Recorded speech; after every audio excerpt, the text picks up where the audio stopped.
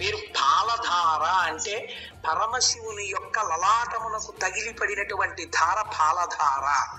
అంటే అగ్ని, జ్ఞానాగ్ని నేత్రమైనటువంటి ఆ కంటి నుంచి పైనుంచి జ్ఞానగంగ మరింతగా తగిలి కింద పడినటువంటి ధార.